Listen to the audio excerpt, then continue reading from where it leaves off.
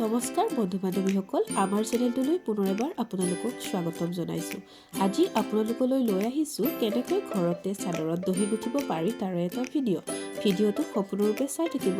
আৰু যদি আমাৰ এই ভিডিঅ'টো ভাল লাগে তেনেহ'লে লাইক, কমেণ্ট, শ্বেয়াৰ আৰু ছাবস্ক্ৰাইব কৰিবলৈ নাপাহৰিব। আমাৰ চাদৰখনত পিংক আৰু গল্ডেন কালাৰৰ বুটা আছে, সেয়েহে আমি পিংক কালাৰ সূতা লৈ লৈছোঁ। এখন লাগিব কেঁচি, সেউজীয়া কালাৰো এটা সূতা লৈ লৈছোঁ। বেজি লাগিব, এনেকুৱা এখন ডাঠ কাগজ লৈ ল'ব লাগিব। আমি সৰু লৈছোঁ, আপোনালোকে ডাঙৰো ল'ব পাৰে।